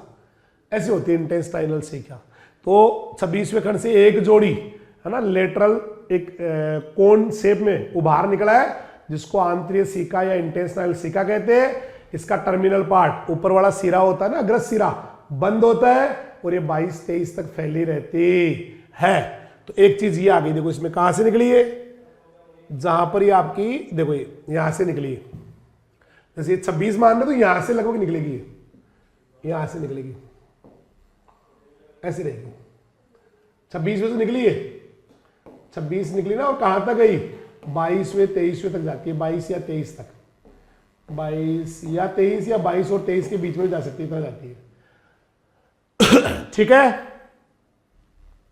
अब आओ इस एरिया को क्या बोल, यहां पर कोई टिप्लोसोल नहीं है। अब जैसे ही 26 हो गया ना, ये 26 मान लो, ये 26 हो गया। अब 27 में से क्या होगा, देखो यूं लटकेगी ऊपर से, इसी कलर के लटका देता हूं मैं, ऐसे ऊपर से नीचे को लटकेगा उभार सा, उसको कहते हैं टिप्लोसोल। सोल सोल टिप्लोसोल, ऐसे लटकेगा ऊपर से नीचे क्यों लटकेगा। वो कहां नहीं होगा, लास्ट के 23 से 25 में नहीं होगा, खंड उनमें नहीं होगा, 23 से 25 खंडों में नहीं होगा, सेगमेंट में नहीं होगा, बाकी में ऊपर से नीचे से लटका रहेगा। समझ में आ रहा है। अब इसके हिसाब से इसको 3 भागों में बांट देते हैं। एक तो ये कौन है, ये इसका नाम बताना, टिप्लोसोल। क्या नाम है इसका, टिप्लोसोल।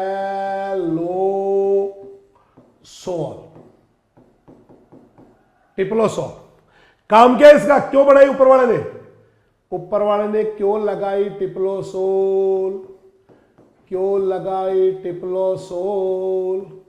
उत्तर आएगा एब्जॉर्प्शन का सरफेस बढ़ाने के लिए। क्यों लगाई टिप्लोसोल, काहे लगाई रे मोहन टिप्लोसोल, ताकि ज्यादा एब्जॉर्प्शन हो, टू इंक्रीज सरफेस एरिया।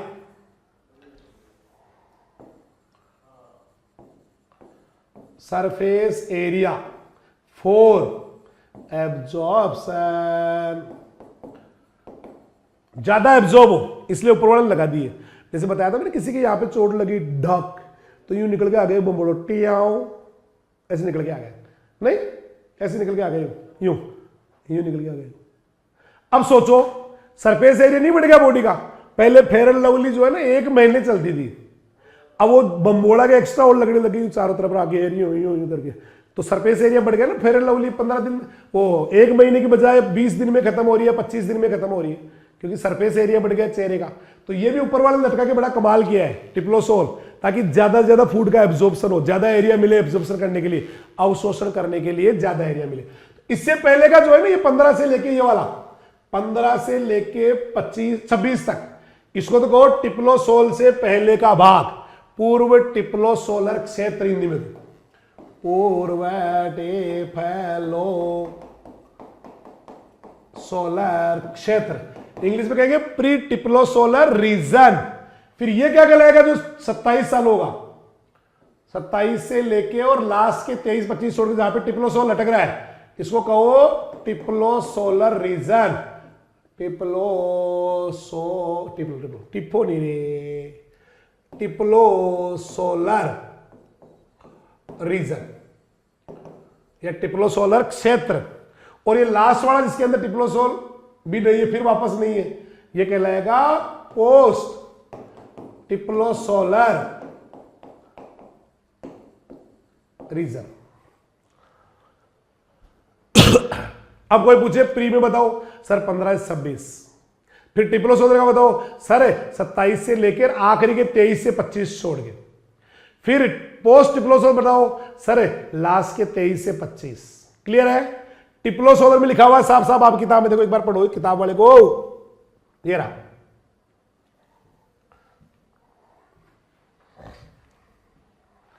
पूर्व 15 से 25 प्री टिप्लोसोलर रीजन, आंतरिक भित्ति में छोटे छोटे विलाई हो सकते हैं, रसांकुर हो सकते हैं और भोजन का अवशोषण करते हैं, लेकिन कोई बड़ा टिप्लोसोल नहीं होता है।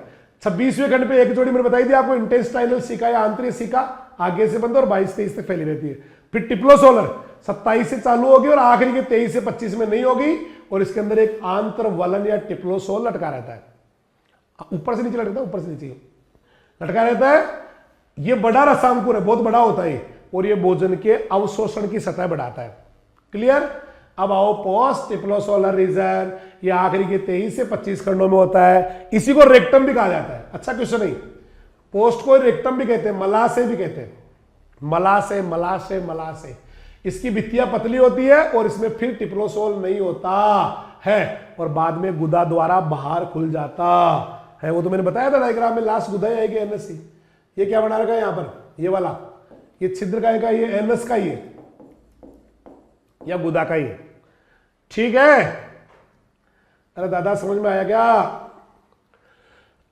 अब ले लो एनएस या गुदा, एनस या गुदा, ये रहे एनस या गुदा या मलद्वार, या आखिरी खंड में आता है, इसको पाइजीडियम कहते हैं, पाइजीडियम। ठीक है, क्या कहते हैं? पाइजीडियम। और अपचित भोजन जो नहीं पचता है, अनडाइजेस्टेड फूड, मिट्टी के पार्टिकल या कण, है ना, वो छोटी छोटी गोलियों के रूप में निकालता है।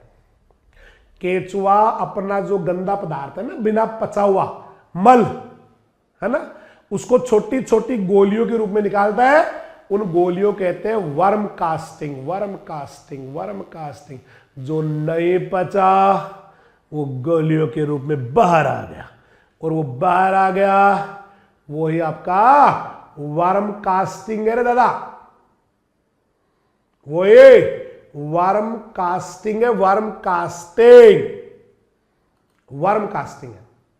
बधाइयों बधाइयों, पाचन तंत्र हो गया ब्रो। अब आओ पचवाते इसको, पचवा लो खाड़ो के चुआसू। चले पहले तो देखो मिट्टी के कण कार्बनिक, पाचन क्रिया पड़ेगी अगली हेडिंग क्या आपकी, देखो पाचन क्रिया। डायरेक्ट आप मिलाते जाना, मैं यहां समझा रहा हूं। आप अपनी किताब से वर्ड टू वर्ड मिला लो, चाहे मुझे कोई तकलीफ नहीं है। सबसे पहले देखो मुख गुहा क्या होती है, वो बाहर आ जाती है निकल के, फूड को लेती है अंदर चली जाती है। तो देखो पहले पहले क्या हुआ, मुख गुहा बाहर निकल के आई, बक्कल केविटी, अब मुख गुहा बाहर आई, भोजन को पकड़ा चिपकाया, वापस खींच लेके अंदर। अब सीधा कहां जाएगा बताओ, मुख गुहा किसमें खुलती है, फेरिंग्स। सीधा भोजन कहां जाएगा, अरे बाबा मुख से मुख गुहा ने खींच लिया और सीधा फेरिंग्स में जाएगा ना। 1 से 3 मुख गुहा थी, एक पे मुख था, मुख, ये मुख गुहा है बक्कल केविटी। अब सीधा किस पे आ गया, फेरिंग्स पे आ गया। व्हाट इज फेरिंग्स सर, ग्रसनी। तो भोजन कहां आ गया, ग्रसनी पे आ गया। ग्रसनी पे आपको ध्यान है किसी को लार ग्रंथि आती है इसके पास, ग्रसनी में सेलिवरी ग्लैंड्स, सेलिवरी ग्लैंड्स, उससे म्यूसिन और प्रोटियोलाइटिक एंजाइम मिला दिए गए। म्यूसिन और प्रोटीएज क्या मिलाया, सेलिवरी ग्लैंड्स ने क्या मिलाया यहां पे, एक तो म्यूसिन, मैंने पहले कहा था श्लेष्मा को तोड़ेगा रहे, एक प्रोटीएज एंजाइम मिला दिया। प्रोटीएज या प्रोटियोलाइटिक है तो प्रोटीन तोड़ता है, प्रोटीएज एंजाइम मिला दिया लार से यहां पर। इससे क्या होगा बताओ, प्रोटीन पच जाती है भाई साहब, कहां पर है, ग्रसनी की, ग्रसनी में, फेरिंग्स में पच जाती है। अब आओ भोजन का आएगा बताओ, अब ये ग्रसिका में होता हुआ, बोले तो ईसोफेगस में होता हुआ, जो 5, 6, 7 में नहीं दिखा, सीधा आ जाएगा गिजार्ड, और गिजार्ड इसको जे पीसेगा, जे पीसेगा, पीस के पाउडर कर देगा, पीस के पाउडर कर देगा, पाउडर। ठीक है, तो पेसनी में या गिजार्ड में क्या हुआ, भोजन को महीन कर दिया, पीस दिया। अब सीधा जाएगा स्टोमक में, आमाशय, स्टोमक या आमाशय में जाएगा। ये पेसनी थी, पेसनी में काम ही क्या, पीसने का काम है, पेसनी है, पेसनी, और सीधा आ गया आमाशय। आमाशय को आपको पता है, मैंने कैल्सीफेरस ग्रंथियां बताई थी, कोई कैल्सीफेरस ग्रंथियां अगर उस फूड के अंदर कोई ह्यूमिक एसिड है या कोई एसिडिक कैल्शियम है, उनको उदासीन कर देगी, है ना। आमाशय में क्या होता है बेटा, सर आमाशय में तो आपने बताया था कैल्सीफेरस ग्रंथियां होती है, ए आमाशय कैल्सीफेरस ग्लैंड्स, वो क्या करती है, ह्यूमिक एसिड को न्यूट्रल कर देती है, ह्यूमिक एसिड को उदासीन कर देती है, या एसिडिक कैल्शियम को न्यूट्रल कर देगी। करेक्ट भाई। अब तो भैया सीधा भोजन कहां जाएगा बताओ, आमाशय के बाद में, सर फिर तो आंत में जाएगा, आंत में, आंतड़ी में। सीधा कहां जाएगा, इंटेस्टाइन में, कितनी देर से, आंतड़ी में। और आंतड़ी में तो रहा तन्ने काहे बताऊं, अब होने वाला पूरा भी, सुनो आ जाओ कसम जी, 2-3 मिनट का, 2-4-5 मिनट का, आंत में आ गई, और आंत में तो बौछार हो जाएगी। Trypsin enzyme, pepsin enzyme, lipase enzyme दमादम डलेंगे इंटेस्टाइन से, और वहां पर सब पच जाएंगे। जैसे ट्रिप्सिन है प्रोटीन पचाएगा, पेप्सिन है प्रोटीन पचाएगा, लाइपेज है प्रोटीन पचाएगा, और कोई एमाइलेज वगैरह स्टार्च पचाएंगे, और ये सारे पच जाएंगे। उसके बाद जो आंत में थे ना माइक्रोविलाई, विलाई और टिप्लोसोर, और पूरी आंत ही भोजन को एब्जॉर्ब कर लेगी, तो पाचन और अवशोषण दोनों क्रियाएं आंत में ही हो जाती। अब जो नहीं पचा वो छोटी छोटी गोलियों के रूप में, वर्म कास्टिंग के रूप में गुदा से बाहर निकल जाएगा और कईयों में ढेर भी बन जाता है, उसका कुंडली तो ढेर बन जाएगा, है ना। छोटी छोटी गोलियां निकालता है ये, टिट्टी कहते हैं हमारे यहाँ उनको, टिट्टी, है ना। पूरा नाम नहीं बताऊंगा, ऑनलाइन पर टिट्टी बोलते हैं उनको ना। आप मत बोलना टिट्टी एग्जाम में या कहीं लिख मत देना, मैं तो मजाक कर रहा हूं, ठीक है। तो ढेर बना देगा ये, वर्म कास्टिंग कहते हैं उनको गोलियों को। सरदार मैंने आपका नमक खाया है, अब गोली खा, लाइक दिस। अब आओ एग्रीकल्चर में क्या काम में आता है रे तेरा केचुआ। ये सब हो गया रे बाबा, line to line, word to word. अब आ जाओ सीधा ही क्या काम आता है। तो पहला है प्रलोभक और भोजन के रूप में काम आता है। दिख रहा है, दिख रहा है, बढ़िया। आज तो हरा कलर है, अच्छा इसका मतलब इसे कलर कर देना चाहिए मेरे को ना, ये बढ़िया है। अब समझ में आ गया दिखाने के लिए क्या करना चाहिए, पीला कलर कर देना चाहिए, तब तो दिख जाता है ना। हाँ अब समझ में आ गया मेरे, अब गणित समझ में आ गई इसकी। अब तो मैं कर दूंगा अभी 5 मिनट में ना, अगले चैप्टर में कर दूंगा। यहां पे लिखा हुआ देखो, प्रलोभक एवं भोजन के रूप में, मतलब बेट, किसी को बेवकूफ मतलब फंसाने के चक्कर में या भोजन के रूप में काम में लेते हैं। तो आपको घर की बात बताऊं, किसी को बताना मत, लेकिन ये जो मछली पकड़ने वाले लोग होते हैं ना, ये क्या करते हैं, उनका कांटा आता है ऐसे ऐसे, उसके अंदर आके मछली फंसा लेते हैं और उस कांटे को पानी में डाल देते हैं। वो मछली बेचारी, सॉरी दोबारा, ये कांटे में मछली नहीं फंसाते, सॉरी, पहले केचुआ फंसा देते हैं, अर्थवर्म, और उसको कांटे को पानी में डाल देते हैं। वो मछली समझती है केचुआ खा लेती हूं, और बेचारी ना उस कांटे के अंदर जो ना खाने के चक्कर में ओ फंस जाती है। एक फायदा कि मछली पकड़ने में काम आ रहा है, प्रलोभक या भोजन के रूप में काम आ रहा है। दूसरा, जैविक खाद बनाने में, नहीं अभी और रह गया। इसके अलावा देखो, मछलियों, पक्षियों, मेंढकों, छछुंदरों, छिपकलियों, छोटे छोटे सांप, कन खजूरा, मिलीपीड, सेंटीपीड, ये भी खाते हैं इनको, इनका सबका फूड है। मछलियां खावे केचुआ, पक्षी खावे केचुआ, मेंढक खावे केचुआ, छछुंदर खावे केचुआ, छिपकली खावे केचुआ, छोटे सांप भी खावे केचुआ, कन खजूरे, सेंटीपीड और मिलीपीड भी खाते हैं केचुआ, जिससे नेचर का इकोसिस्टम बना रहता है। अब यहां पर दूसरी हेडिंग है जो आपको दिख नहीं रही, अब तो मैं पीला कर लूंगा, समझ में आ गया मेरे। ये यहां पर लिखा हुआ है जैविक खाद के निर्माण में, है ना, ऑर्गेनिक मेन्योर बनाने में, ऑर्गेनिक मेन्योर फॉर्मेशन के लिए चाहिए है। जो केचुआ किसान का मित्र है, पक्का दोस्ती है इनके बीच में। जब भी किसान के कोई कार व्यवहार होता है ना, शादी वादी, तो केचुए जीमने आते हैं ट्रैक्टर भर भर के। और जब केचुए की बेटी की शादी हुई तो किसान भी जाता है जीमने के लिए, तभी तो पक्के मित्र हुए ना भाई। ऐसे नहीं, मजाक कर रहा हूं, किसान के लिए फायदा करता है इसलिए किसान का मित्र कहते हैं। केचुए का जो उदर है, एब्डोमेन, स्टोमक वगैरह और इंटेस्टाइन वगैरह, उनमें पाचक रस होते हैं। पर अभी तो खूब सारे पेप्सिन ट्रिप्सिन डाला ना आपने। ये क्या करते हैं, ऑर्गेनिक मैटर और मिनरल मैटर को, इनको अच्छा अवेलेबल फॉर्म में कर देते हैं। केचुए ने खाया ऑर्गेनिक मैटर, कचरा, उसको पीस के पाउडर करके उसमें कुछ केमिकल मिला के, मतलब मिला मिलू के बढ़िया बना देते हैं उसको। तो पाचक रसों से क्या हो जाता है, जो कार्बनिक पदार्थ है ना, कचरा और खनिज पदार्थ, मिनरल मैटर, वो पौधों के लिए अवेलेबल, मिनरल मतलब समझ रहे हो ना, नाइट्रोजन, फास्फोरस, पोटासियम, मिनरल ही है, ये अवेलेबल फॉर्म में आ जाते हैं। आजकल तो केचुए देखो डायरेक्टिव बढ़ाने लगे। इसमें लिखा हुआ देखो कि वर्तमान में कार्बनिक पदार्थों के ढेर में डेट्रिटिवोरस केचुए पालते हैं। डेट्रिटिवोरस कहते हैं जियोफेगस या डेट्रिटिवोरस, जो मरे हुए को खाते हैं, कचरे को खाते हैं, उनको पाल लेते हैं बेटा। उसी के अंदर जो है ना केचुए पाल के, और वर्म कास्टिंग, अभी बताया था वर्म कास्ट, केचुआ छोटी छोटी गोलियां निकालता है, वो केचुए खाद बना ली जाती है। इस क्रिया को कहते हैं वर्मिकल्चर। केचुए से खाद बनवाना, वर्मिकल्चर। डेफिनेशन वर्मिकल्चर की यहां भी आ सकती है। तो वर्तमान में कार्बनिक पदार्थ के ढेर में कृत्रिम रूप से, आर्टिफिशियली, डेट्रिटिवोरस जो डेड और डिके खाते हैं, या जियोफेगस जो स्पीसीज केचुए आते हैं ना, इसेनिया फेटिडा वगैरह, उनको पालते हैं और वर्म कास्टिंग या केचुए खाद बना लेते हैं। इस प्रक्रिया को बनाने के प्रोसेस को बोलते हैं वर्मिकल्चर, और इस खाद को बोलते हैं वर्मी कंपोस्ट। दिन दिन इसका चलन बढ़ ही रहा है। कंपोस्ट खाद की तुलना में केचुआ ज्यादा बेस्ट होता है। कंपोस्ट कचरे को सड़ा के बढ़ाते नहीं क्या, उससे ज्यादा बेस्ट होती है केचुए खाद। उसमें 8 गुना तो एक्टिनोमाइसिटी जो होती है पढ़ाता बटे, बहुत सारे एनपीके वगैरह बहुत अच्छा होते हैं, है ना।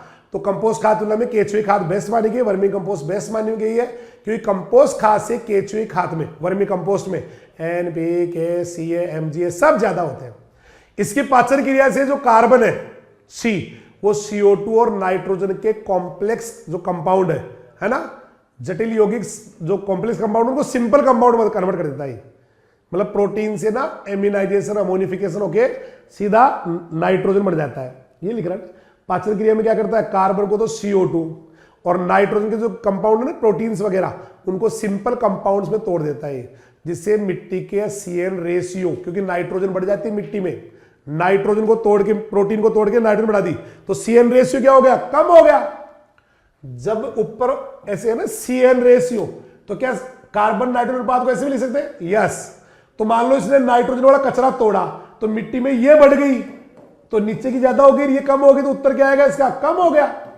उत्तर कम नहीं आएगा, CN रेशियो कम आएगा, क्योंकि नाइट्रोजन बढ़ गई, ऑर्गेनिक मैटर टूट के जटिल कार्बनिक पदार्थ या कॉम्प्लेक्स कंपाउंड टूट के सिंपल कंपाउंड बढ़ गए। इससे क्या होगा, नाइट्रोजन बढ़ गई, तो इसका आंसर क्या हो गया, कम हो गया, CN रेशियो कम हो गया, जिससे जड़ें आराम से फिर लेने लग जाती है सभी पोषक तत्वों को। ठीक है भाई। नेक्स्ट है मृदा सुधारक के रूप में, यहां पर 3rd नंबर हेडिंग डली हुई है, ये वाली, ये मृदा सुधारक के रूप में बोले तो सॉइल इंप्रूवमेंट करने के चक्कर में ना, सॉइल इंप्रूवमेंट, सॉइल इंप्रूव हो जाती है। ये क्या करता है, भोजन के चक्कर में ना मिट्टी में बिल बना देता है, बरोज गहराई तक बिल बना देगा, जिससे मिट्टी का एरेशन बढ़ गया, हो गई ना इंप्रूवमेंट, सॉइल इंप्रूवमेंट होगी, है ना। वायु संचार, एरेशन बढ़ा देगा।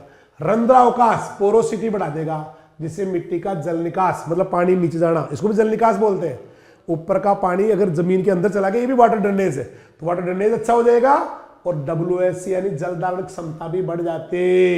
आती है किसी जल धारण क्षमता की परिभाषा, बताओ दे क्या होती है, KCA जल की वह मात्रा, है ना, कैपिलरी वाटर का वो वाला अमाउंट जो गुरुत्वाकर्षण के विरुद्ध मृदा में शेष रह जाता है, क्षेत्र क्षमता कहलाता है, ऐसे आता है। नहीं, WSC कहलाता है। क्षेत्र क्षमता अलग होती है, वो तो कुल जल की मात्रा होती है ना, और ये KCA जल की मात्रा होती है, कैपिलरी वाटर जो मिट्टी में रुक जाता है तो बढ़ जाएगा। अब आ गई हानियां, नुकसान क्या करता है, डिमेरिट्स क्या है इसके,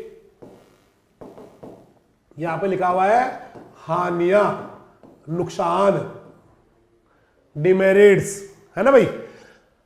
कई नुकसान भी करता है। एक तो मिट्टी में पोरोसिटी ज्यादा बढ़ाने से पानी नीचे जाना शुरू हो जाता है, ज्यादातर पानी नीचे चला जाता है ना। निष्पंदन कहते हैं इनफिल्ट्रेशन या परकोलेशन, परकोलेशन हो जाता है, नीचे पानी नीचे आने लग जाता है। परकोलेशन जानते होंगे, एक बार पानी घुस गया तो इनफिल्ट्रेशन, और फिर नीचे चला गया, वो कहलाता है परकोलेशन। तो रंध्रावकाश यानी पोरोसिटी बढ़ जाती है, ज्यादा गैप बढ़ जाता है मिट्टी कणों में, ये पोली करता है मिट्टी को, पोली कहते हैं। तो मृदा रंध्रावकाश बढ़ने से मृदा जल क्या होगा, निष्पंदन, मतलब इनफिल्ट्रेशन से नीचे चला जाता है, और ढालू हो ना मिट्टी, ढालू, तो पोली की मिट्टी कट भी जाती है। पहला नुकसान, नीचे चला गया ज्यादातर पानी। दूसरा नुकसान, अगर डालू मिट्टी है और उसने पोली कर दी बुरबुरी, तो ऊपर का मिट्टी का कटाव भी हो जाता है। दूसरा, कई रोग कारक फैलाता है, ट्रांसमिशन ऑफ पैरासाइट, ट्रांसमिशन करता है परजीवियों का, फैलाता है। जैसे फीताकृमि, टेप वर्म फैला देता है, टेप वर्म फैलाता, अर्थवर्म की केचुआ, एक जो चूजे होते हैं ना चिक्स मुर्गी के, उनके अंदर टेप वर्म फैला देता है। वो टेप वर्म फीताकृमि एक ही बात होगी। टेप वर्म है जिसका नाम भी दे रखा है इन्होंने सिंगेमस। सूअरों का निमेटोड फैलाता है सूअरों के अंदर, लंग निमेटोड, लंग्स निमेटोड या लंग निमेटोड, फुफ्फुसों का निमेटोड फैला देता है। तो देखो क्या क्या हो गया, कई पैरासाइट फैलाता है। पैरासाइट नंबर 1 टेप वर्म फैलाता है, चूजों का भी टेप वर्म सिंगेमस, सूअरों में पिग्स के अंदर है ना, लंग्स का निमेटोड भी फैला देता। कई ऐसे भी वो है, कौन, केचुए की जाति है जो पेस्ट खुद ही पेस्ट बढ़ जाते हैं, नुकसान करना शुरू कर देते हैं। तो केचुए कुछ जातियां क्या करती है, खुद ही पेस्ट बढ़ जाती है। पेस्ट जानते हो ना, पेस्ट अनवांटेड गेस्ट, जिनकी जरूरत नहीं है, नुकसान करते हो, बढ़ जाती है। जैसे फॉर एग्जाम्पल, ये क्वेश्चन है बहुत तगड़े तगड़े सारे के सारे। ये देखो फॉर एग्जाम्पल, मालाबार किसी ने नाम सुना हो? मालाबार तट है कहीं, केरला में है, केरला में समुद्र के पास में मालाबार, वहां पर एक केचुए का नाम है मालाबारिया पेडुडिकोला। मालाबारिया पेडुडिकोला।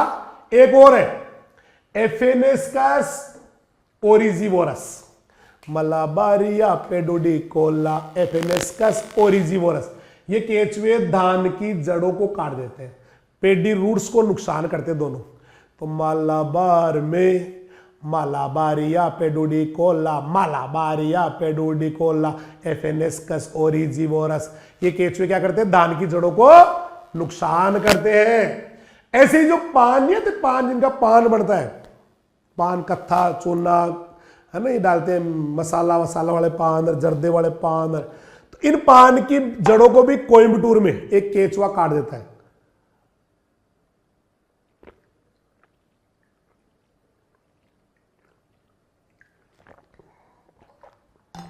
इन पान की बेल की जड़ों को भी केचुआ काटता है कोयम्बटूर में। अरे बाप कड़ा केचुआ तनस्य कौन जाने में अशोक खराब निकल तू हर बाया। कौन से वाला? फेरेटिमा इलोंगेटा, पान की जड़ों को काटता है कोयम्बटूर में फेरेटिमा इलोंगेटा।